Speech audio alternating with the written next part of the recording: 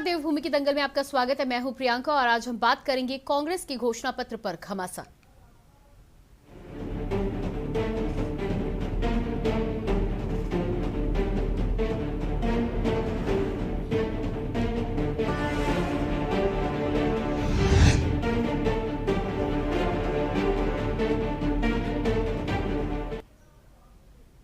चुनाव से पहले उत्तराखंड में स्टार प्रचारकों के आगमन का दौर जारी है। बुधवार को कांग्रेस महासचिव प्रियंका गांधी वाड्रा ने उत्तराखंड के लिए कांग्रेस का घोषणा पत्र जारी किया, जिसमें पुलिस विभाग में महिलाओं के लिए 40% नौकरियां आरक्षित करने, 4 लाख लोगों को नौकरी देने और पर्यटन पुलिस बल के गठन का वादा किया गया। घोषणा पत्र को उत्तराखंड स्वाभिमान प्रतिज्ञा पत्र का नाम दिया गया। इसमें कांग्रेस ने महिलाओं, युवाओं और कर्मचारियों के साथ ही साथ बुजुर्गों को भी साधने की पूरी कोशिश की है। वहीं भाजपा ने कांग्रेस के घोषणा पत्र को झूठ का पुलिंदा बताया है, जिसके बाद कांग्रेस और भाजपा में प्रतिज्ञा पत्र को लेकर घमासान जारी है। इसी को लेकर आज हम कांग्रेस के घोषणा पत्र पर घमासान को लेकर चर्चा करेंगे, लेकिन इससे पहले आपको दिखाते हैं एक रिपोर्ट। इस बार सत्ता हासिल करने के ख्वाब देखने वाली कांग्रेस ने प्रतिज्ञा पत्र जारी किया, जिसमें कर्मचारियों, युवा, महिलाओं के साथ साथ बुजुर्गों को साधने के लिए पूरी तरह से कांग्रेस तत्पर नजर आई। घोषणा पत्र में 40% सरकारी नौकरियों में महिलाओं को प्राथमिकता देने और रसोई गैस की कीमत 500 रुपए तक सीमित करने का वादा किया गया। प्रियंका ने ऑनलाइन रैली में घोषणा पत्र जारी किया, जिसका सभी 70 विधानसभा क्षेत्रों में सीधा प्रसारण किया गया। कांग्रेस का पिछला घोषणा पत्र महज 25 पन्नों में सिमट कर रह गया था, लेकिन इस बार घोषणा पत्रों की संख्या 66 पहुंच गई है। इस घोषणा पत्र में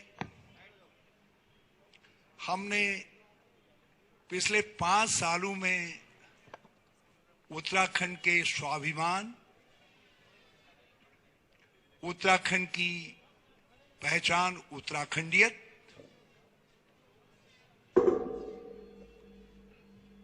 और उत्तराखंड के सामाजिक आर्थिक जीवन को, और सबसे बड़ी बात यदि मैं कहूं, राज्य की अर्थव्यवस्था और गरीबों के कल्याण के कार्यक्रम को पहुंची है।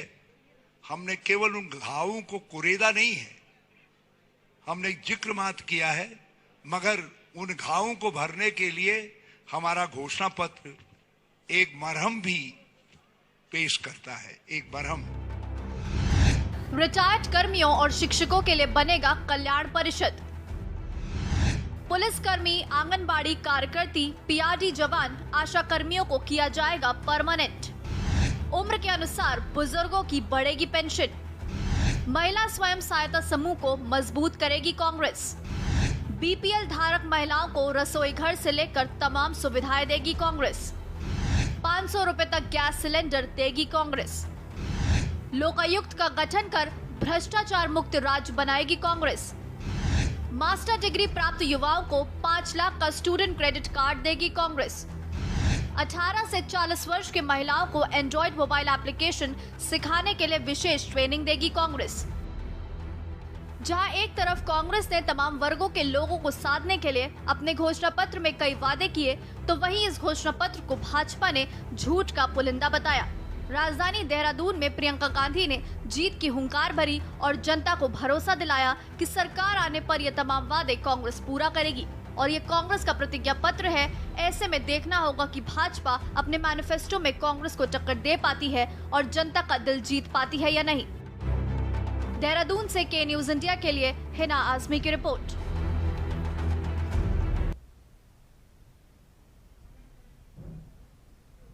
तो एक और उत्तराखंड स्वाभिमान प्रतिज्ञा पत्र के नाम पर जिस तरह से कांग्रेस ने उत्तराखंड की तमाम दुखती हुई रगों पर हाथ रखा है, और साथ ही साथ जिस तरह से, और इसी बीच आपको सीधे लिए चलते हैं गोरखपुर, जहां पर उत्तर प्रदेश के मुख्यमंत्री योगी आदित्यनाथ कुछ कह रहे हैं, सुन लेते हैं। क्योंकि मैं लखनऊ के एक कार्यक्रम में था, लखनऊ के कार्यक्रम के बाद जब मैं वहां से चला तो मुझे बताया गया था कि 3 बजे तक सभी कार्यकर्ता आ जाएंगे, और एयरपोर्ट पर जब मैं 3 बजे लैंड किया तो तब तक सभी लोग यहां पर उपस्थित हो गए थे। मैं इसके लिए आप सबका हृदय से अभिनंदन करता हूं।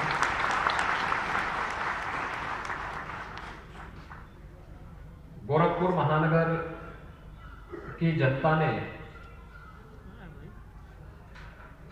जिस उत्साह के साथ चुनाव को अपने हाथों में लिया है वो अभिनंदनीय है। मुझे कल ही गोरखपुर आना था, लेकिन कल बुलंदशहर और मथुरा जनपदों में अलग अलग विधानसभा क्षेत्रों में प्रचार कार्य के साथ जुड़ा होने, भारतीय जनता पार्टी के प्रत्याशियों के समर्थन में मुझे वहां तक काफी देर हो गई थी। और मैं कह सकता हूं कितना प्रचंड समर्थन भारतीय जनता पार्टी को प्राप्त हो रहा है पूरे प्रदेश के अंदर। बिजनौर, सहारनपुर, शामली, मुजफ्फरनगर, मेरठ, बुलंदशहर, गाजियाबाद, हापुड़, अलीगढ़, हाथरस, मथुरा, आगरा, इन सभी जनपदों में मुझे जाने का अवसर प्राप्त हुआ है। मैं स्वयं भी 15 जनवरी को गोरखपुर से उस दिन यहां से दोपहर के बाद मुझे दिल्ली जाना था, इसलिए मैं निकला था और आज फिर गोरखपुर आया हूं। इस दौरान या तो दिल्ली की बैठक में था और ज्यादा समय क्षेत्र में प्रचार में था।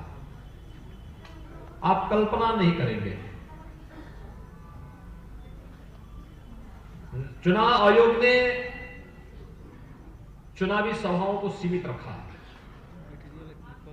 और चुनाव को सीमित रखने के बाद उन्होंने चुनावी सभा में एक सीमित संख्या उपस्थित होने के लिए कहा। लेकिन लोग चुनावी सभा में भले ही जगह की कमी के कारण नहीं उपस्थित हो पा रहे, लेकिन सड़कों पर उनका उत्साह देखते हुए बनता है। दूसरा, आप इस समय देख रहे होंगे मीडिया लगातार जिन क्षेत्रों में प्रथम और द्वितीय चरण के चुनाव हैं वहां पर जाकर के जब पूछती है, मीडिया के रिपोर्टर जाकर के लोगों से पूछते हैं आखिर क्यों बीजेपी को वोट देना चाहते हैं। आप पश्चिमी उत्तर प्रदेश में चले जाइए, प्रथम और द्वितीय चरण में वहां पर केवल एक मुद्दा है और मुद्दा है सुरक्षा का। आप गोरखपुर में रहते हैं, गोरखपुर में आप लोगों ने लंबे समय तक मेरे साथ में सड़कों पर रहकर संघर्ष किया था सुरक्षा के मुद्दे को लेकर के। लेकिन पश्चिमी उत्तर प्रदेश की स्थिति क्या थी? बेटियां स्कूल नहीं जा पाती थी, महिलाएं घर के बाहर नहीं निकल सकती थी, व्यापारी अपना प्रतिष्ठान नहीं खोल सकता था और अगर खोल भी देता था तो सूर्यास्त के बाद उसके लिए घर जाना मुश्किल हो जाता था, पलायन होता था, असुरक्षा का माहौल था, छोटी छोटी बातों को लेकर के दंगा होता था। तो ये थे उत्तर प्रदेश के मुख्यमंत्री योगी आदित्यनाथ, कार्यकर्ताओं को संबोधित कर रहे थे। और देवभूमि के दंगल में चर्चा पर वापस लौटेंगे हम। आज हम बात कर रहे थे कांग्रेस ने जिस तरह से अपना स्वाभिमान प्रतिज्ञा पत्र जारी किया है उसको लेकर उत्तराखंड में लगातार घमासान मचा हुआ है। तमाम उत्तराखंड की समस्याओं को लेकर कांग्रेस ने जिस तरह से ये एजेंडा सामने लेकर आए हैं, कहीं ना कहीं उत्तराखंड के तमाम लोगों की दुखती रग पर हाथ रखा गया है। और इस बात को भी हरीश रावत कहते हुए नजर आए हैं कि न केवल दुखती रग पर हाथ रखा है, न केवल परेशानियों का जिक्र किया है, बल्कि परेशानियों का मरहम भी देने का काम कांग्रेस करेगी। ये किस तरह का घोषणा पत्र है और भाजपा ऐसे क्यों झूठ का पुलिंदा बता रही है, इसी पर हम आज चर्चा करेंगे। तमाम गेस्ट हमारे साथ मौजूद है। सबसे पहले आपका तारुफ करा देते हैं। सुशील त्यागी भाजपा प्रवक्ता हमारे साथ जुड़ चुके हैं, बहुत स्वागत है आपका कार्यक्रम में। राजेंद्र चौधरी प्रदेश महामंत्री कांग्रेस से हमारे साथ हैं, आपका भी बहुत बहुत स्वागत है सर। डीके पाल प्रदेश उपाध्यक्ष आम आदमी पार्टी से हमारे साथ हैं, बहुत स्वागत है आपका। कमलकांत यूकेडी प्रवक्ता हमारे साथ हैं, आपका भी बहुत स्वागत है। और नरेंद्र सेठी वरिष्ठ पत्रकार हमारे साथ हैं, आपका भी बहुत बहुत स्वागत है सर। सबसे पहला सवाल यहाँ पर राजेंद्र चौधरी जी आपसे है। जिस तरह से कांग्रेस का घोषणा पत्र आया है और तमाम बातों को लेकर यहाँ पर जिक्र किया गया है, बुजुर्गों का ध्यान रखने की कोशिश की गई है, महिलाओं के बारे में आप बातचीत करते हुए नजर आए हैं और खासतौर से युवाओं को जिस तरह से सपना दिखाया है नौकरियों का, किस तरह से कर पाएंगे आप, किस तरह का एक्शन प्लान आपका रहेगा और ये जो तमाम बातें घोषणा पत्र में की गई हैं, खासतौर से लोकायुक्त को आप एक बार फिर से जनता के सामने लेकर आए हैं, तो क्या वाकई ये तमाम चीजें आप जल्द से जल्द करके उत्तराखंड की जनता को देंगे? प्रियंका जी, कांग्रेस अपने घोषणा पत्र को सच के साथ लेके आई है। कांग्रेस ने जो 2002 में घोषणा पत्र बनाया था, उसमें यहाँ के आर्थिक विकास, सामाजिक विकास, महिलाओं के विकास और राज्य के विकास का काम किया था, जिसमें हमारा जो औद्योगिक निवेश था वो 1 लाख करोड़ से ज्यादा का उत्तराखंड में हुआ और राज्य सरकार का 1 पैसा खर्च नहीं हुआ। पिछले दिनों त्रिवेंद्र सिंह रावत ने सैकड़ों करोड़ रुपए का एक इन्वेस्टर्स मीट आयोजित किया और 100 रुपए उत्तराखंड में नहीं आए। नंबर 1। अब मैं आपको कहना चाहूंगा कि कांग्रेस ने कोई भी वायदा जुमला इस नहीं रखा है इस घोषणा पत्र में। ये घोषणा पत्र बहुत रिसर्च करने के बाद हम लोगों ने बनाया है जी।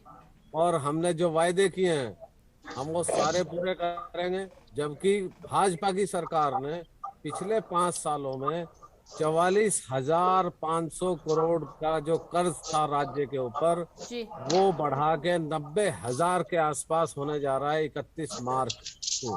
कांग्रेस इस कर्ज को खत्म करेगी, लोगों को सहूलियत देगी, लोगों पे टैक्स कम करेगी, लोगों को सस्ती बिजली देगी और सस्ती बिजली के साथ साथ ही 200 यूनिट फ्री देगी। ठीक है राजेंद्र जी, ठीक है, आप ये तमाम चीजें लेकर आए। हमारे साथ सुशील त्यागी भी बने हुए हैं। सुशील त्यागी जी, कांग्रेस का तो साफ तौर पर कहना है कि उत्तराखंड की जनता की जो परेशानियां हैं, न केवल उन जनता की परेशानियों का जिक्र किया है बल्कि उन पर मरहम लगाने का भी काम कांग्रेस ही करेगी। आप इसे क्यों झूठ का पुलिंदा बता रहे हैं?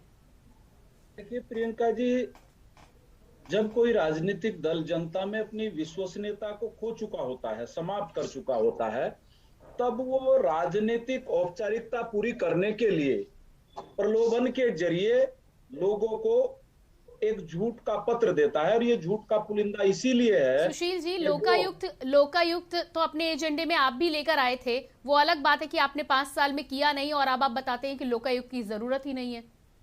प्रियंका जी, मेरी सरकार के मुख्यमंत्री जनरल खंडूरी साहब ही उत्तराखंड में सबसे पहले लोकायुक्त लेकर आए थे। वो अलग बात है कि उसमें जो संशोधन होने थे हम उसको करने के लिए प्रतिबद्ध थे। लेकिन आप एक बात बताइए, लोकायुक्त को लेकर भी जनरल खंडूरी साहब आए थे। आज इनको जरूरत पड़ी अपने मैनिफेस्टो में कहने की लोकायुक्त को लेकर आएंगे। कहां थे 2012 में? क्यों नहीं लेकर आए? लेकिन ये तो आपकी नाकामी है, आपने 5 साल में करके नहीं दिखाया, तो उन्होंने अपने एजेंडे में शामिल कर लिया। प्रियंका जी, हमारी नाकामी नहीं है, हमने ऐसी सरकार दी है जीरो टॉलरेंस की जहां बेईमानी का। अभी हाँ, कांग्रेस के प्रवक्ता चौधरी जी कह रहे थे आज आपकी डिबेट है चुनावी घोषणा पत्र पर। मैं बताना चाहता हूं 2012 में चौधरी जी आपने कहा था कि हम 2.5 लाख बेरोजगारों को रोजगार देंगे। अपने चुनावी आपने 2002 से स्टार्ट किया ना, अब गिनिए। आपने कहा था हम 1500 रुपया प्रति माह जो जिनको रोजगार नहीं देंगे उनको देंगे। आपने कहा था कि हम 2200 रुपए प्रति माह महिलाओं को देंगे 2012 में। 1 चवन्नी किसी को दी है क्या? 2.5 लाख रोजगार दी है। आप बात करते 500 रुपए का सिलेंडर देंगे। छत्तीसगढ़ का मुख्यमंत्री 1000 कुछ रुपए में छत्तीसगढ़ में गैस का सिलेंडर देता है और यहाँ लोगों को उत्तराखंड में आकर कहते हैं कि 500 रुपए का सिलेंडर देंगे। ठीक है सुशील जी, आपके पास वापस लौट कर आते हैं। हमारे साथ और लोग भी जुड़े हुए हैं। हमारे साथ कमलकांत यूकेडी प्रवक्ता भी बने हुए हैं। कमलकांत जी, अगला सवाल यहाँ पर आपसे है। जिस तरह से कांग्रेस अपना घोषणा पत्र लेकर आई है और कांग्रेस साफ तौर पर उत्तराखंड की जनता के सामने ये पेश करना चाहती है कि सिर्फ कांग्रेस ही है जो उत्तराखंड की जनता का दुख दर्द समझती है और मरहम भी देगी, क्या कहना है आपका? आप तो 15 लाख दे रहे थे। राजेंद्र जी देखिए, सबको समय दिया जाएगा। पहले मैं सबसे राय ले लूं, उसके बाद आप दोनों के पास आती हूँ। जी कमलकांत जी, एक बार दोबारा पूछ लीजिए आप क्वेश्चन। जी, मेरा सवाल ये है कि कांग्रेस के घोषणा पत्र के साथ ही साथ जिस तरह से हरीश रावत ने ये बात कही है कि तमाम उत्तराखंड की न केवल परेशानी पर जोर दिया गया है बल्कि मरहम भी कांग्रेस ही लगाएगी। नहीं, मरहम कैसे लगाएगी, मुझे तो समझ में नहीं आ रहा। उनके जो घोषणा पत्र किया गया, जिस घोषणा पत्र में किसी भी क्या कहते हैं पार्टी का विजन प्लान नहीं होता, वो घोषणा पत्र खाली घोषणाओं से नहीं होता। आप लास्ट ईयर 2013-14 की जब सरकार थी, बहुगुणा जी की 1500 रुपए की घोषणा की थी, उसमें कुछ समय तक लागू हुई। उसमें इतनी ज्यादा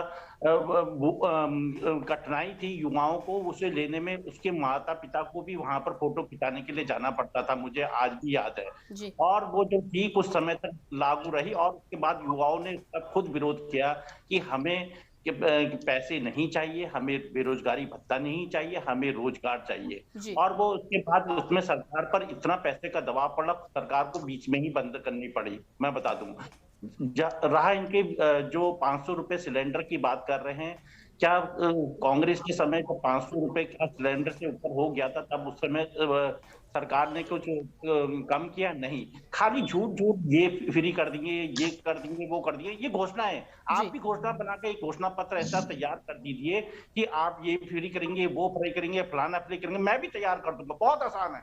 इतनी चीजें, बिजली फ्री कर देंगे, पानी फ्री कर देंगे, ये फ्री कर देंगे। अरे देखो, राज्य का एक विजन होता है, आप विजन प्लान बताइए, क्या विजन है आपके पास, युवाओं के पास के लिए क्या विजन है? और वो जो स्पष्ट नहीं होता है जब तक, और जहां तक कि जब तक विजन प्लान स्पष्ट नहीं होगा तब तक तो घोषणाएं तो कोई नहीं करते। ठीक है कमलकांत जी, एक छोटे से ब्रेक के लिए हम यहाँ पर रुकेंगे, आप सभी बने रहिएगा हमारे साथ। देवभूमि के दंगल में लगातार आज हम चर्चा कर रहे हैं जिस तरह से कांग्रेस का घोषणा पत्र जारी हुआ और घोषणा पत्र में तमाम लोक लुभावने वादे एक बार फिर से उत्तराखंड की जनता के सामने रखे गए हैं। इन वादों में कितनी सच्चाई है और इन वादों में से कितने कांग्रेस पूरा कर पाएगी यदि सत्ता में आती है, इसी पर हम चर्चा करेंगे। लेकिन फिलहाल रुकते एक छोटे से ब्रेक के लिए, बने रहिए के लिए उसके साथ।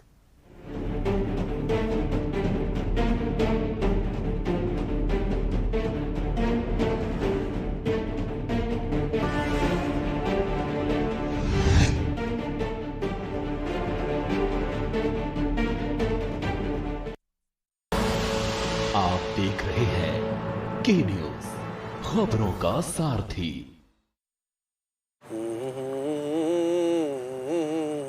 और भाई जी, इस बार किस पार्टी को बटन दबा रहे हो? बोला उसी का जिसने बुरे वक्त में साथ दिया। बुरा वक्त? क्यों? ये जब बीमार पड़ी थी तो ऐसा लगा कि इलाज के लिए खेत बेचना पड़ेगा, पर भाई अटल आयुष्मान कार्ड ने बचा दिया। इलाज के लिए एक पैसा नहीं लगा। अब समझे बटन कहाँ दबेगा। अटल आयुष्मान योजना में 4.5 लाख लोगों का निशुल्क इलाज। ऋषिकेश के बाद अब कुमाऊं में भी बनेगा एम्स। हरिद्वार और पिथौरागढ़ में नए मेडिकल कॉलेज। हर घर की सेहत का ख्याल रखती है भाजपा।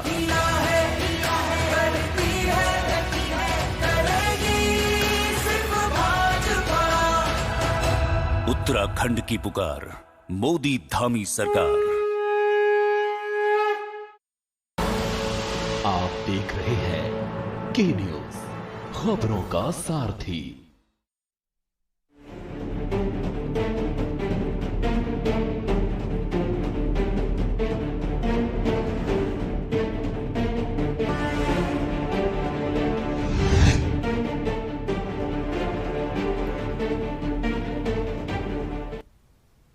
ब्रेक के बाद एक बार फिर आपका स्वागत है। देवभूमि के दंगल में घोषणा पत्र पर घमासान की आज हम बात कर रहे हैं। कांग्रेस का घोषणा पत्र जारी होने के बाद जिस तरह से उत्तराखंड में राजनीति में घमासान बचा हुआ है, हमारे साथ तमाम गेस्ट बने हुए, सीधे रुक कर लेते। डीके पाल, प्रदेश उपाध्यक्ष आम आदमी पार्टी से हमारे साथ बने हुए हैं। डीके पाल जी, कांग्रेस के घोषणा पत्र को लेकर क्या कहना चाहेंगे? तमाम चीजें तो शामिल की हैं, बुजुर्गों, महिलाओं और युवाओं को साधने का पूरा प्रयास घोषणा पत्र के माध्यम से किया गया है।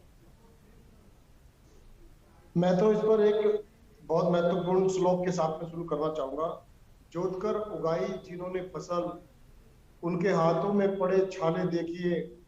जो लूटते रहे दूसरों की फसल, उनके हाथों में भरे प्याले देखिए। कर दिया वक्त ने क्या गजब फैसला, फूल सूखे हैं कांटे हरे देखिए। जी, उत्तराखंड के फूल सूख गए हैं और कांटे ही कांटे इन 22 सालों की कांग्रेस और भारतीय जनता पार्टी की बराबर की सरकारों ने राज्य के लोगों को कांटों के अलावा कुछ नहीं दिया है। इनका घोषणा पत्र नहीं है, ये दर्द का पिटारा है, पिटारा उत्तराखंडियों के लिए। जिनको 10 साल सत्ता में मिल गए हों उनको घोषणा पत्र देने की आवश्यकता नहीं होती, उनको अपने काम गिनाने की आवश्यकता होती है कि हमने पिछले 5 साल में 2002 से 7 तक क्या किया। वो प्रारंभिक दौर था, उसमें बहुत पैसा राज्य में आया जी, कितनी लूट खसोट हुई उसका हिसाब दे देते। वो छोड़ दीजिए, हमारी बड़ी बहन प्रियंका गांधी जी जो 2022 के लिए घोषणा पत्र करके गई है, वही बता देती हमको 2012 में जो घोषणाएं उन्होंने की थी। ठीक है, उन्होंने ये काम किया। 10 साल की सरकार रही, कुछ किया ही नहीं। ठीक है, हमारे साथ ठीक है डीके पाल जी, हमारे साथ नरेंद्र सेठी जी वरिष्ठ पत्रकार भी बने हुए हैं। नरेंद्र जी, जिस तरह से घोषणा पत्र की हम यहाँ पर बातचीत कर रहे हैं, डीके पाल जी का कहना है कि सरकार चलाने के बाद घोषणा पत्र की आवश्यकता नहीं पड़नी चाहिए। क्या आपको भी लगता है कि घोषणा पत्र की आवश्यकता नहीं पड़नी चाहिए थी? और जिस तरह से राजेंद्र जी ने 44,000 करोड़ के कर्ज की बात की है, उसमें इनका कितना योगदान है ये नहीं बताया। जी जी प्रियंका जी, बिल्कुल बात तो ठीक की डीके पाल जी ने कि अगर आपने काम इतना किया हुआ है तो आपको घोषणा पत्र की आवश्यकता नहीं पड़ेगी, क्योंकि अंग्रेजी की कहावत है let your actions be louder than your words. तो ये बात तो बिल्कुल सही है कि आप अगर काम कर रहे हैं धरातली पे तौर पर, तो आपको 5 साल अगर जनता के बीच में है और काम कर रहे हैं, जनता आपसे खुश है, तो फिर किस बात का घोषणा पत्र कैसा। लेकिन हम चूंकि कांग्रेस के घोषणा पत्र पर चर्चा कर रहे हैं, तो मैं ये जरूर बताऊंगा, कांग्रेस का जो घोषणा पत्र आया है उसमें साफ तौर पर कांग्रेस का अंतर्कलह झलकता है। कांग्रेस ने जो पिछले 3-4 महीने आपसी लड़ाई में, वहां पे गुटबाजी में व्यतीत किया है, तो उसका असर भी घोषणा पत्र के ऊपर दिख रहा है। घोषणा पत्र के अंदर कोई भी ऐसी नई चीज, कोई नई आशा की किरण या कोई ऐसी नई योजना नहीं दिखती कि जिसमें यह लगे कि यह बिल्कुल अलग और एक यूनिक घोषणा पत्र है जिसको देखकर मतदाता और जनता प्रभावित होगी और वो इस बात पर मोहर लगाएगी कि वाकई अब कांग्रेस किसी नए क्लेवर के साथ और नए लिबास के साथ उत्तराखंड की सेवा करने के मूड में है। ऐसा लगता है प्रियंका जैसे 3-4 दालें पुरानी वाली इकट्ठी गरम करके एक नई दाल बनाने की तैयारी में है, बासी दालों को। तो कोई उसमें ऐसा नहीं है, निराशाजनक सा लगता है घोषणा पत्र। मैं बिल्कुल बेबाकी से कह रहा हूं इस बात को, मेरे को कोई, मैं किसी से प्रभावित होकर नहीं कह रहा हूं। मैं अभी भारतीय जनता पार्टी का घोषणा पत्र आना और आम आदमी पार्टी का घोषणा पत्र को उसको स्टडी करना बाकी है। लेकिन जो कांग्रेस को करना चाहिए था, पर्यटन उसमें से मिसिंग है। पर्यटन की कोई उसके ऊपर टिप्पणी नहीं की गई। ये पर्यटन प्रदेश है, हर 10-20 किलोमीटर की दूरी के बाद एक नया पिकनिक स्पॉट या पड़ाव आता है जिसको कि एक्सप्लोर करके यहाँ पे लोगों को आकर्षित किया जा सकता है। उसके ऊपर सरकार कांग्रेस ने कोई जिक्र नहीं किया। तो ये दिखता है कि कांग्रेस का इसके प्रति क्या विजन होगा। पूर्व सैनिकों के लिए सैनिक बाहुल्य प्रदेश है ये, सैनिकों के लिए कोई विशेष रूप से नहीं कही गई जैसे केजरीवाल जी ने कहा था यहाँ आके सैनिकों के लिए घोषणा करी।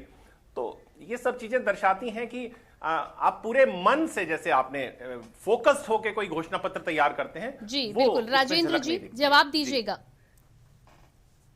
पहली बात तो सेठी जी, आप पूर्ण रूप से बायस्ड। कांग्रेस ने 47 से 2022 तक, 2014 तक मैं कहूँगा, इस देश में वो विकास किया है कि जो हमारे समय के जो देश आज़ाद हुए उनके बनस्पत पॉपुलेशन रेशो के हिसाब से ज़्यादा हुआ। और भाजपा के पास सिवाय जुमलों के है क्या, आप बताइए। राजेंद्र जी, उत्तराखंड की हम बात कर रहे हैं। उत्तराखंड में आप अपनी बात पूरी बेशक कर लें, उत्तराखंड में भी लेकिन हम काम की बात कर रहे हैं। कुछ काम भी गिना दें आप। हाँ, काम गिनवाते हैं आपको। आपको इतने काम गिनवा देंगे कि आपके में जो है अभी प्रियंका, मैंने उत्तराखंड के पर्यटन की बात की है। एम्स किसने बनाया? मैंने गोवा के पर्यटन की बात नहीं की। लिख रहा हूँ, गिनवाइए। सर सुन जाओ, चौधरी साहब मैं लिख रहा हूँ आपके काम कौन से मैं लिख रहा हूँ, गिनवाइए। सिडकुल का निर्माण किसने किया? हरिद्वार, भगवानपुर, देहरादून, सितारगंज, नैनीताल किसने किया? इस उत्तराखंड में पहली बार पंडित नारायण दत्त तिवारी जी ने स्थानीय युवाओं के लिए 70% रोजगार देने की गारंटी दी, जिसे उनके बाद पूरे देश ने लागू किया। कांग्रेस की सरकार ने कितने इंजीनियरिंग कॉलेज बनाए? कांग्रेस की सरकार ने कितने मेडिकल कॉलेज बनाए? कितने बनाए हैं? जी राजेंद्र जी, इतने आपने बनाए हैं तो आम आदमी पार्टी क्यों शिक्षा की बात करती हुई नजर आती है? जी डीके पाल जी जवाब दीजिएगा। प्रियंका जी, मैं इतिहास सुनने से ज्यादा इंटरेस्टेड हूँ करंट अफेयर्स के बारे में। जी बिल्कुल। क्या वर्तमान में जब कोरोना से पूरा देश और पूरा घोषणा पत्र, राजेंद्र जी घोषणा पत्र फ्यूचर की विजन के लिए है? के पास या कांग्रेस के पास कोई ऐसा विजन है कि कोरोना महामारी की दोबारा पुनरावृत्ति होती है तो इनके पास कोई ऐसा इंफ्रास्ट्रक्चर तैयार करने के लिए विजन है जिससे कि ये शो कर सकें, ये बता सकें जनता को कि इनकी क्या तैयारी है? इसके बारे में घोषणा पत्र में कोई जिक्र नहीं है। जी बिल्कुल। कांग्रेस अगर अपना अमूल्य समय आपसी झगड़े में व्यतीत ना करती तो शायद उनको घोषणा पत्र जारी करने की आवश्यकता भी ना पड़ती। ठीक है सुशील जी आपके पास आते हैं। सुशील जी, राजेंद्र जी का कहना है कि सब कुछ कांग्रेस ने ही किया है, बीजेपी ने अपनी सरकार में कुछ नहीं किया है, जितने विकास हुए उत्तराखंड में वो कांग्रेस ने ही किए हैं। भाजपा ने कहा महंगाई कम करेंगे, 220 रुपए का सरसों का तेल, 100 रुपए का पेट्रोल, 85 रुपए का डीजल, 1000 का सिलेंडर, ये है जुमला। दूसरी चीज मैं आम आदमी पार्टी के साथी से कहना चाहूंगा, उत्तराखंड राज्य का जो रेवेन्यू है वो है मात्र 22,000 करोड़। दिल्ली का जो रेवेन्यू है वो 1 लाख करोड़ से ज्यादा है। उत्तराखंड में भौगोलिक परिस्थितियां भिन्न हैं। ठीक है, लेकिन आपने, ठीक है राजेंद्र जी, आपने अपने, राजेंद्र जी मेरी बात सुन लीजिए, आप मेरी भी बात सुन लीजिए, प्रश्न तो सुन लीजिए। युवाओं को आप 5 लाख का क्रेडिट कार्ड देने की बात कर रहे हैं। युवा जो कमा नहीं सकता, जो अभी बेरोजगार है, 5 लाख का क्रेडिट कार्ड लेकर आप उसे भी कर्ज में डुबाएंगे? नहीं, कर्ज में नहीं डुबाएंगे, हम उसे एक मौका दे रहे हैं, वो स्वावलंबी बने, अपना रोजगार खड़ा करे। इनकी तरह नहीं है कि क्रेडिट कार्ड दूर रखना चाहिए। राजेंद्र जी, सैलरीड लोग यदि क्रेडिट कार्ड ले लेते हैं तो कर्ज में डूब जाते हैं, आप बेरोजगार को क्रेडिट कार्ड थमाने की बात कर रहे हैं। जी सुशील जी जवाब दीजिएगा। डुबोई दिया 45,000। ठीक है राजेंद्र जी, अब दूसरे को भी समय दीजिए बोलने का, दूसरे को भी। राजेंद्र जी नॉन विजनरी होने का, इनके पास जो मुख्यमंत्री सुशील जी जवाब दीजिएगा। में अमेरिका की सरकार चलाई और दूसरे मुख्यमंत्री वो ले आए, क्या नाम? राजेंद्र जी अब सुन लीजिए, सुशील जी जवाब दीजिएगा। बादल रोटेट करने की मशीन ले आए। सुशील जी जवाब दीजिएगा। जवाब सवाल तो मुझसे किया है मैडम, सुशील जी क्या जवाब देंगे? सुशील जी के पास कोई जवाब नहीं है। सुशील जी के पास कोई जवाब नहीं है कि 1,000 का सिलेंडर क्यों हो गया। चौधरी साहब कोई जवाब नहीं है जब इंटरनेशनल मार्केट में सबसे सस्ता तेल है। अरे राजेंद्र जी आप सुनेंगे तब तो वो जवाब देंगे। आप मेट्रो ट्रेन में बैठ गए हैं राजेंद्र चौधरी जी। अरे मेट्रो ट्रेन में भी शीला दीक्षित में बैठा है, आप नहीं बैठा साहब। आप मुझे एक बात बताइए, केवल दिल्ली में 15 साल तक आपकी सरकार थी ना, और वो लास्ट में क्या कह रहे थे कि यहाँ तो हमारा खजाना खाली हो गया, तमाम सारी चीजें बेकार हो गई, हम कैसे सरकार चलाएं, हम कर्जदार होते जा रही है दिल्ली। केजरीवाल जी की सरकार आई, आज दिल्ली बजट बेहतरीन बजट देने के साथ साथ प्रॉफिट में चल रही है। और सुनिए, केजरीवाल जी ने जो कहा वो किया। उन्होंने कहा 300 यूनिट बिजली फ्री देंगे, 300 यूनिट बिजली फ्री दी। बहनों को बताओ ना आप। ठीक है, आप सभी बने रहिएगा हमारे साथ। एक छोटे से ब्रेक के लिए यहाँ पर रुकते हैं, ब्रेक के बाद वापस आएंगे तो इस चर्चा को आगे बढ़ाएंगे। लगातार कांग्रेस का घोषणा पत्र जारी होने के बाद जिस तरह से घोषणा पत्र पर घमासान मचाना हुआ है, कुछ लोग इसे निराशाजनक बता रहे हैं, तो वहीं कांग्रेस इसे उत्तराखंड की जनता के दुखों पर मरहम बता रही है। इसी पर हम आगे बहस करेंगे, लेकिन फिलहाल रुकते हैं एक छोटे से ब्रेक के लिए। आप देख रहे हैं के न्यूज, खबरों का सारथी। याद है, पहले अपराधी बेखौफ घूमते थे और हम अपने घरों में डर कर बैठे रहते थे। आए दिन अखबारों में किस्से छपते थे फिरौती के, और आज हम बेखौफ घूमते हैं और अपराधी जेलों में रो रहे हैं। अरे कितने साल हम डर कर रहे और कितने चैन से, हिसाब लगा लीजिए ना। सीधी बात, जो अपराधियों को ठोक देंगे हम उसी को वोट देंगे। नमस्कार। सोच ईमानदार, काम असरदार, यूपी फिर मांगे भाजपा सरकार। कमल का बटन दबाएं, भाजपा को जिताएं। जुबान के लिए उड़ चला गैरों की ज़मीं पर, खुश खुशबू अपनेपन की ढूंढता और दूर कितना भी जाओ, इस जुबान से दूर ना जा पाओगे। विमल, बोलो जुबान केसरी। आप देख रहे हैं के न्यूज, खबरों का सारथी।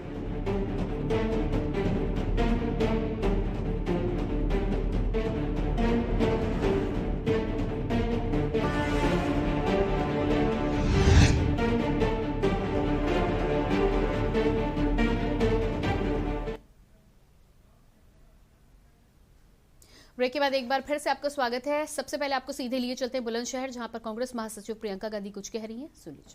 परिवार के जो सदस्य हैं उनका कहना है कि गैंग रेप हुआ है। पुलिस बिल्कुल इस बात को मान नहीं रही है और जो पोस्टमार्टम है उसमें भी बहुत कम लिखा है। और जो इनकी नानी है, जिन्होंने पैर पकड़ के, उन्होंने कहा कि पैर पकड़ के उन्होंने प्रशासन पुलिस से उनसे विनती की कि उनको देखने दें अपनी बच्ची को, नहीं देखने दिया, उनको ढकेला गया, वो गिर गई और उस बच्ची को ले गए। और उनको ये भी बात आ रही है कि ये बात सबसे पहले जब ये हादसा हुआ तो सबसे पहले परिवार के सदस्यों को पुलिस ने इत्तला किया, तो पुलिस को पता कैसे चला। तो बहुत सारे सवाल हैं, उनका जवाब हमें मांगना है और इनके लिए लड़ना है, क्योंकि जो हो रहा है बार बार वही चीज हो रही है। बार बार इस केस में भी कह रहे हैं लड़की के ऊपर कुछ इल्जाम लगा रहे हैं, हाथरस में भी किया, उन्नाव में भी किया, बार बार यही हो रहा है। पुलिस और प्रशासन सिर्फ और सिर्फ जो अत्याचार कर रहे हैं, जो अपराधी हैं, उनकी तरफ खड़े रहते हैं और जो लड़कियां हैं उनको कोई मदद नहीं करता। पुलिस और प्रशासन FIR भी नहीं दर्ज करता टाइम पे, और जब दर्ज करते हैं तो हल्के हल्के धाराएं डालते हैं। इसमें ये लड़की माइनर थी, 17 साल की लड़की थी, उसको 21 साल का दिखा रहे हैं, जबकि आधार कार्ड में सब चीज, जितने भी उसके दस्तावेज है, उसमें 17 साल की लड़की है। पॉक्सो लगना चाहिए। प्रियंका जी, कांग्रेस किस तरीके से इस पीड़िता की मदद करेगी, क्योंकि हाथरस मैं हर तरह से मदद करूंगी, जिस तरह से उन्नाव में हमने किया, जिस तरह से हाथरस में किया। हमारे लोग हैं यहाँ, वो लोग यहाँ पे मौजूद रहेंगे ताकि इनको डराया धमकाया नहीं जाए। इनको अधिवक्ताओं की ज़रूरत है, हम मदद करेंगे, हम अधिवक्ता के द्वारा भी मदद करेंगे। कोई अच्छा अधिवक्ता ढूंढेंगे इनके लिए, जो FIR में धाराएं लगनी चाहिए उनके लिए दबाव डालेंगे, हम राजनीतिक दबाव डालेंगे, हम लड़ेंगे इनके लिए, क्योंकि इनका हक है कि इनको न्याय मिले। इतना बड़ा हादसा हुआ है इनके साथ और आज तक आप लोगों ने लिखा भी नहीं है। आप तब लिख रहे हैं जब नेता आ रहा है यहाँ, तो आप भी सोचिए यहाँ पे हुआ है, आप लोगों ने लिखा क्यों नहीं है, आपने दिखाया क्यों नहीं है मीडिया में। सोशल मीडिया दिखा रहा है तो मेन मीडिया क्यों नहीं दिखा रही है? क्या छुपा रहे हैं, किसके दबाव में है? ये गलत है, ये पूरे समाज के साथ गलत है, परिवार के साथ और पूरे समाज के साथ। राज्य मंत्री पे आरोप लिखने पर मुकदमा दर्ज हो जाते पत्रकारों पर, जो है आपने देखा हाथरस में क्या हुआ। लेकिन सच्चाई आगे आनी चाहिए ना, ये बार बार होते रहेगा, बार बार होते रहेगा, कितनी लड़कियां ऐसे बर्बाद होंगी। मैम, राज्य मंत्री पर लगातार आरोप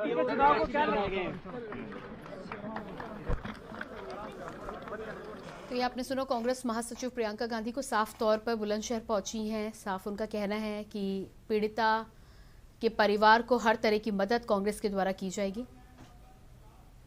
और इसके बाद देवभूमि की दंगल में लगातार हम चर्चा कर रहे थे, चर्चा पर वापस लौटते हैं। तमाम गेस्ट हमारे साथ बने हुए हैं, सीधे यहाँ पर रुक कर लेते हैं। कमलकांत जी, जिस तरह से कांग्रेस और बीजेपी की यहाँ पर बातचीत हो रही है, कांग्रेस और बीजेपी दोनों ही एक दूसरे पर आरोप प्रत्यारोप लगाते हैं, लेकिन घोषणा पत्र के माध्यम से उत्तराखंड के सामने एक बार फिर से लोक लुभावने सपने पेश करने का काम कांग्रेस के द्वारा किया गया है। बीजेपी का भी घोषणा पत्र आया नहीं है।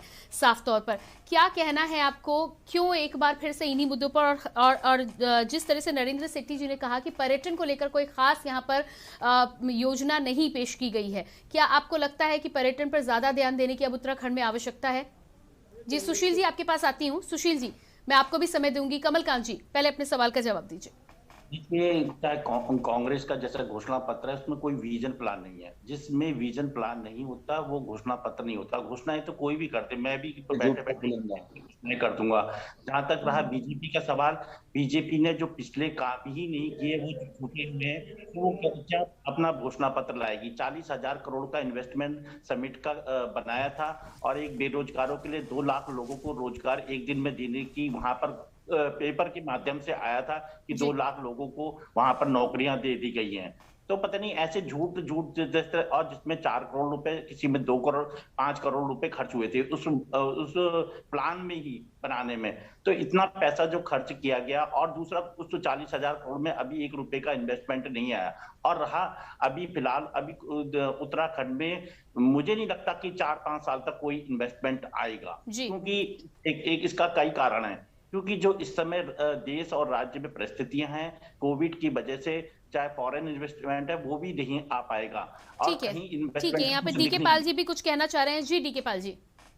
देखिए मैम, बहुत सीधी बात है कि अगर ये 10 साल में 12 साल में इस राज्य के लिए कुछ किए होते तो हमारे स्वास्थ्य पर बेहतरीन नीतियां यहाँ बन गई होती। हमारे पहाड़ के अंदर जिस लिए राज्य मांगा था वो पहाड़ों के जिलों के लिए मांगा था जी। और 42 साल दी थी तो इसलिए दी थी कि पहाड़ के अंदर जो स्वास्थ्य की व्यवस्था चरमरा गई थी, जो शिक्षा की व्यवस्था चरमरा गई थी, जिन जंगली जानवर वहां के पहाड़ के किसानों के जंगल को खा रहे थे, खेतों को खा रहे थे, उनके लिए एक आवाज उठी थी कि हमको नया अपना राज्य चाहिए, अपना कानून चाहिए, अपने विधायक चाहिए, अपने मंत्री चाहिए। वो सब हुआ, लेकिन बाकी कोई व्यवस्था ठीक नहीं हुई। आज भी किसान के, पहाड़ के किसान के जंगलों को, खेतों को आज भी जो है ना जंगली सुअर खा रहे हैं। उल्टे ऐसा कानून है कि हम किसान किसी जानवर को नुकसान नहीं पहुंचा सकते, उल्टे अगर पहुंचाएंगे तो हमको जेल तक होने की हम वहां पर कानून बनाए गए हैं। तो जो काम भारतीय जनता पार्टी जी सुशील जी, ठीक है सुशील जी जवाब दीजिएगा। यहाँ पर कमल कांत जी ने और डीके पाल जी ने सवाल किए हैं, उन सवालों का जवाब दीजिए। प्रियंका जी, मैं अभी कांग्रेस के प्रवक्ता यहाँ बोल रहे थे, उन्होंने जो कल घोषणा पत्र अपना जारी किया उसमें शब्द लिखा कि उत्तराखंडी स्वाभिमान प्रतिज्ञा। जी मैं चौधरी जी आपसे पूछना चाहता हूं, जब 2012 में आप अपना घोषणा पत्र लेकर आए थे, आपने कहा था कि हम कुमाऊनी और गढ़वाली भाषा को संविधान की 8वीं सूची में दर्ज कराएंगे। आपने उत्तराखंड की जनता के साथ आप किया है। आप किस मुंह से लिखते हैं घोषणा पत्र में? उत्तराखंडी स्वाभिमान की बात करते हैं और उत्तराखंड के लोगों के साथ धोखा करते हैं। आप 4 लाख लोगों को रोजगार देने का वादा करते हैं।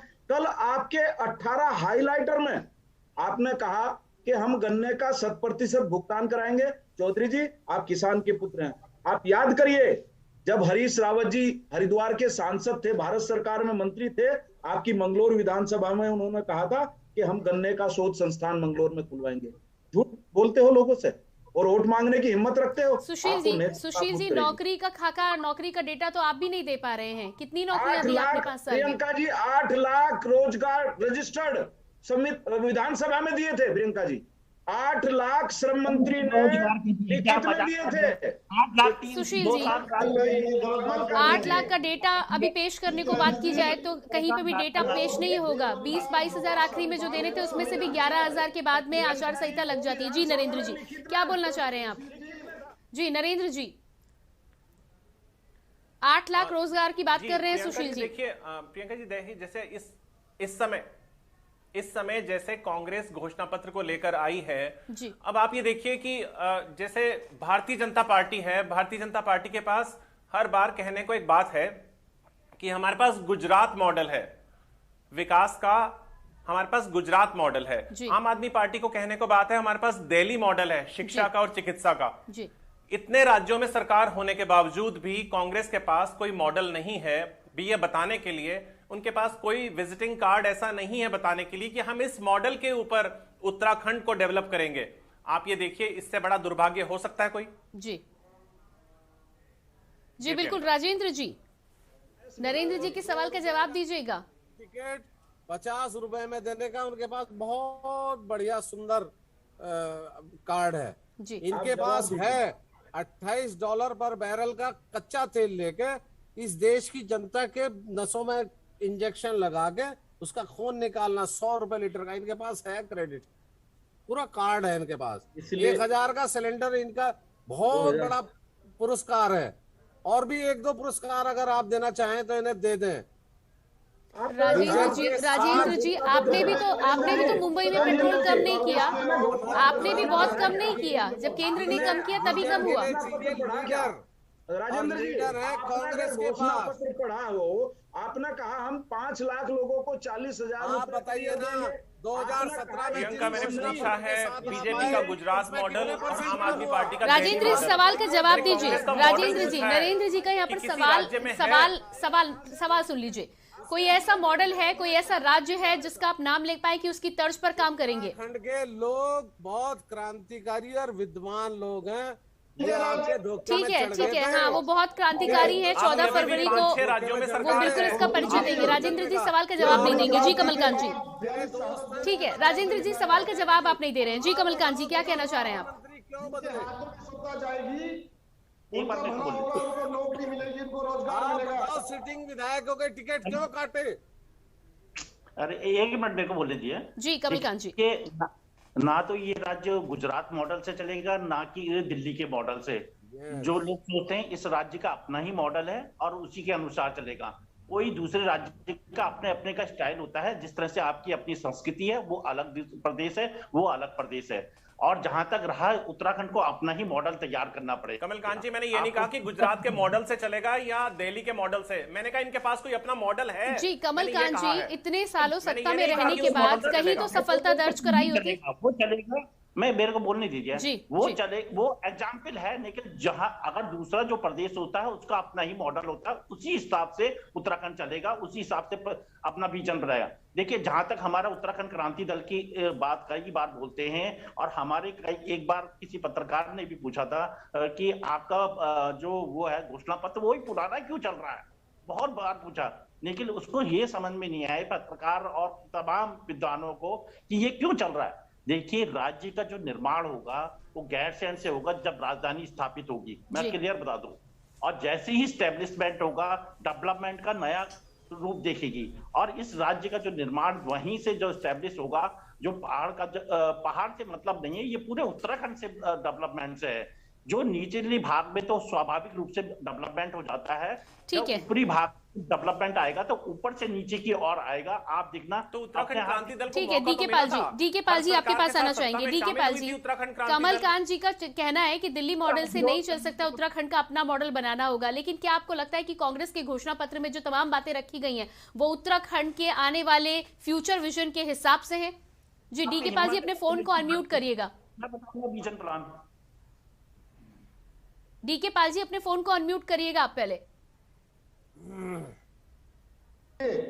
इसलिए आम आदमी पार्टी के केजरीवाल जी ने उत्तराखंड के अनुरूप यहाँ के विजन को तैयार किया है। उन्होंने कहा है उत्तराखंड के पहाड़ी क्षेत्रों में सबसे पहले स्वास्थ्य की व्यवस्था, यानी अपने हॉस्पिटलों को दुरुस्त करेंगे, हॉस्पिटलों के अंदर उनकी सारी व्यवस्थाएं करेंगे, डॉक्टरों की व्यवस्थाएं करेंगे, और जो परेशानी उत्तराखंड के अंदर है उसको खत्म करेंगे। शिक्षा को हम उत्तराखंड के अनुरूप, पहाड़ों के अनुरूप स्कूलों को तैयार करेंगे, उनको रिपेयर करेंगे, वहां टीचरों की व्यवस्था करेंगे, और तमाम सारी साज सज्जा के साथ में स्कूलों की शिक्षा की व्यवस्था करेंगे।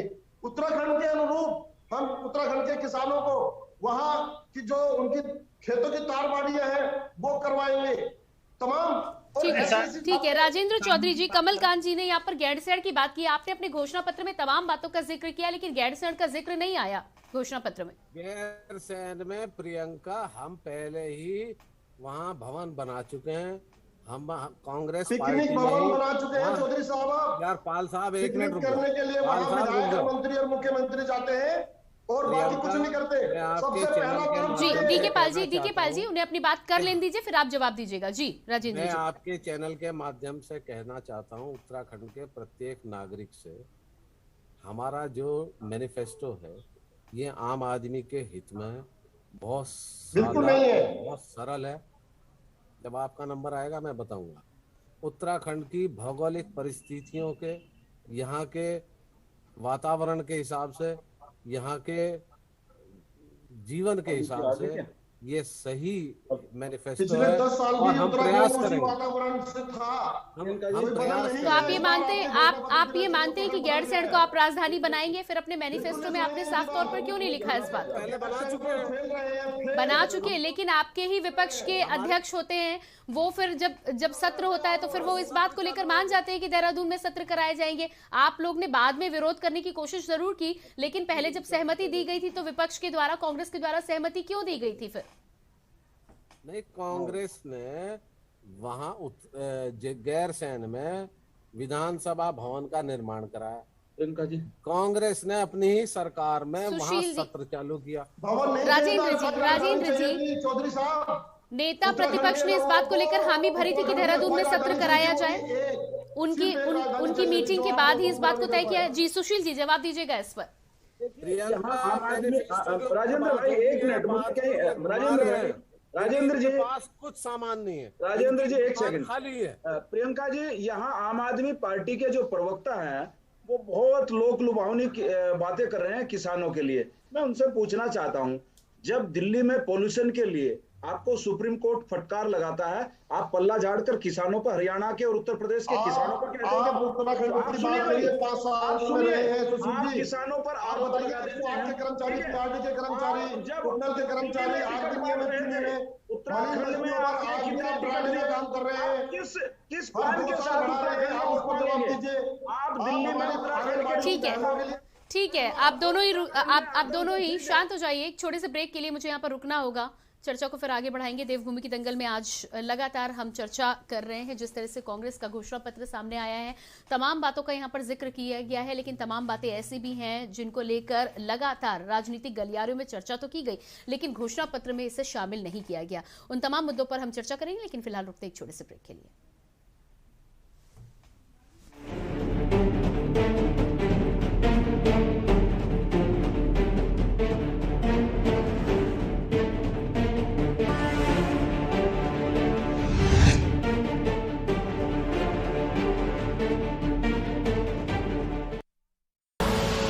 आप देख रहे हैं के न्यूज, खबरों का सारथी।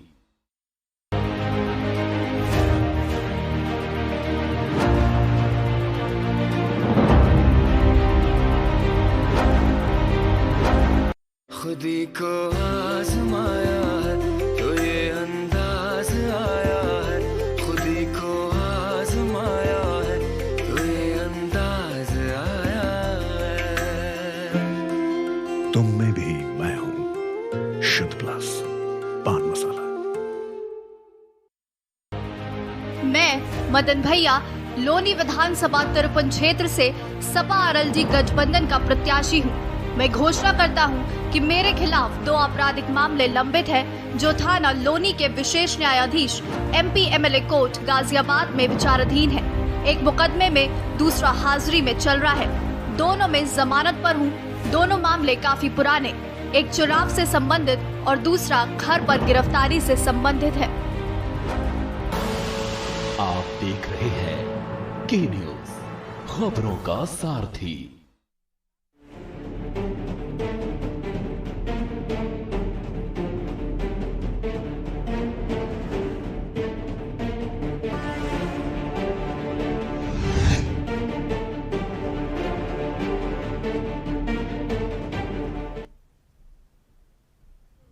ब्रेक के बाद एक बार फिर आपका बहुत स्वागत है। देवभूमि के दंगल में घोषणा पत्र पर घमासान पर हम चर्चा कर रहे हैं। सीधे रुख कर लेते हैं। नरेंद्र सेठी जी, तमाम लोगों को आप सुन रहे थे लगातार, जिस तरह से हम गैरसैंण को लेकर बातचीत कर रहे थे, गैरसैंण को लेकर कांग्रेस ने भी राजनीतिक गलियारों में विपक्ष के नाते मुद्दे को उठाने का तो बहुत काम किया, लेकिन अपने घोषणा पत्र में उसे शामिल नहीं किया है। क्या लगता है आपको कि गैरसैंण को लेकर ना तो भाजपा और ना ही कांग्रेस साफ तौर पर साफ जनता के सामने कुछ रखना चाहते हैं?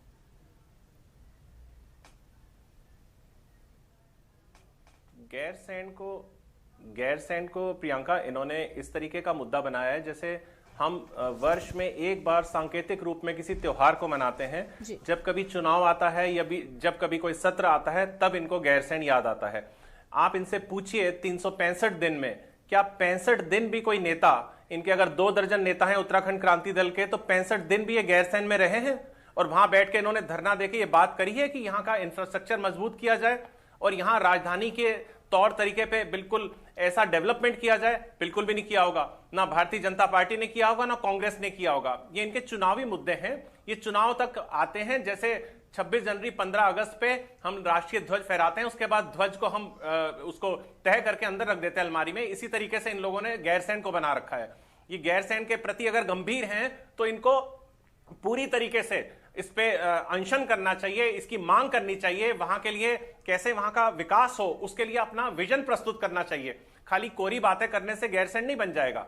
और हकीकत यह है कि इन दलों में अगर इस बात को लेकर गंभीरता होती गैरसैंण को लेकर, तो ये अपने घोषणा पत्र में भी शामिल करते, इस बात को विस्तारित रूप से बताते कि हम गैरसैंण के लिए क्या करेंगे, अनिवार्यता करते। जो पहाड़ के यहाँ 70 विधानसभा का ये राज्य है और 70 में से लगभग 35 विधानसभा पर्वतीय क्षेत्र में आती हैं। क्या पर्वतीय क्षेत्र के जो 35 विधायक हैं उन्होंने ही कभी लगातार दौरा करके गैरसैंण में ये बात कही कि हम गैरसैंण के प्रति गंभीर हैं?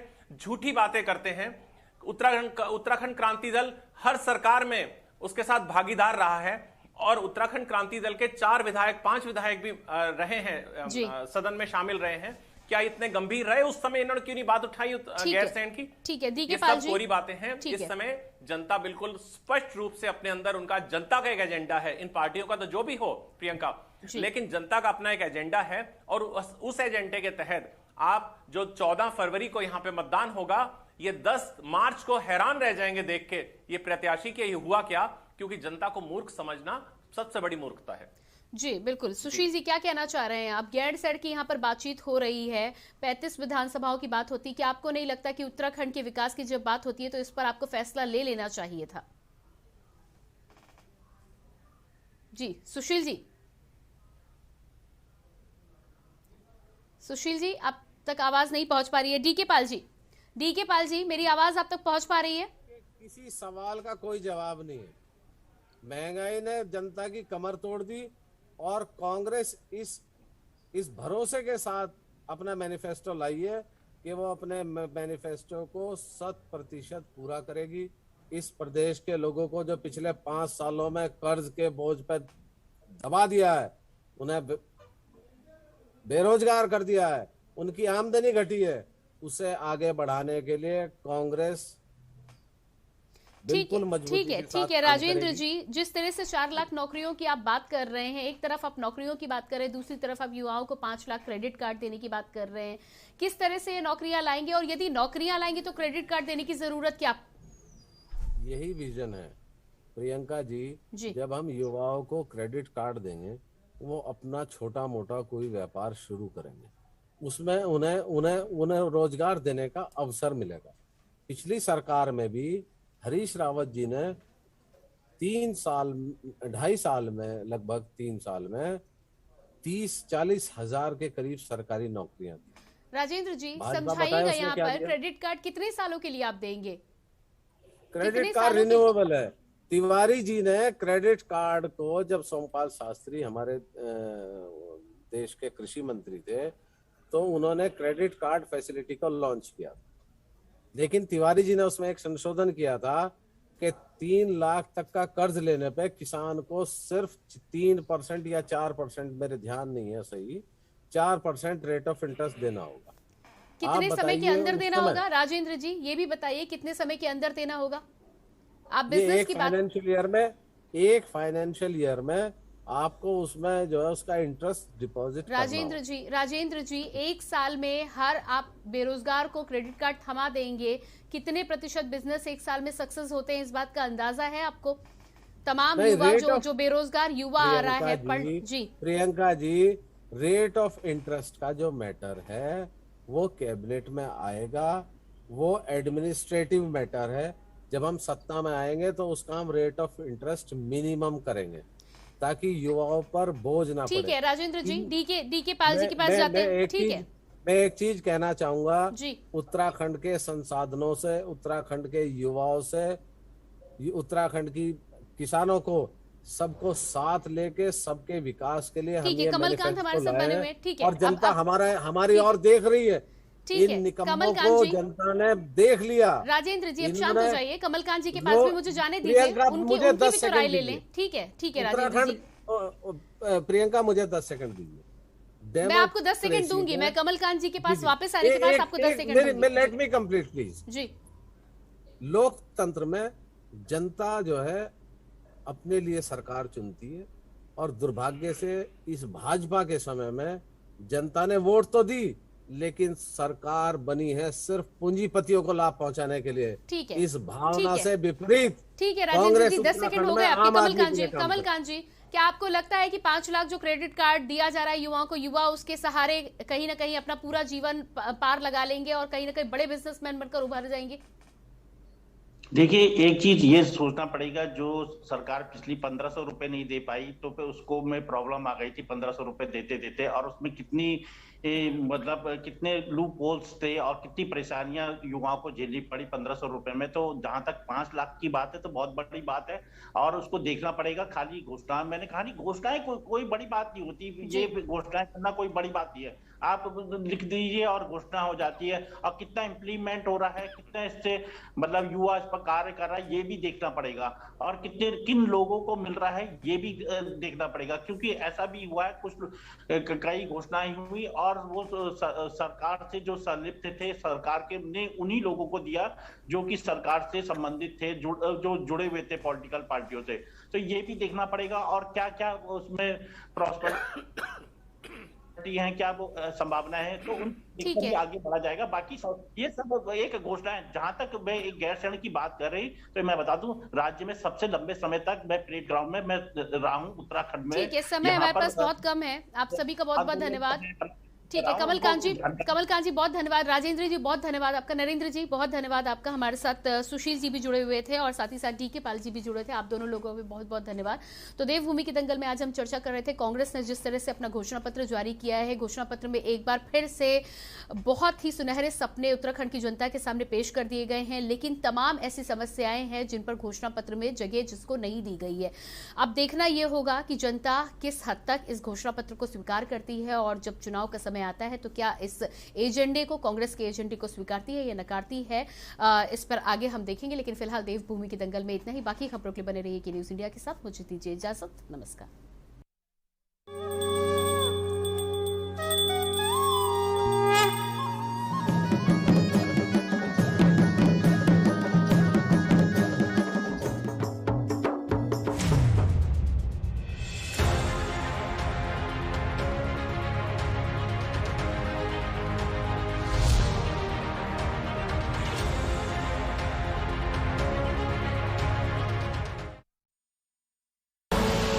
आप देख रहे हैं के न्यूज।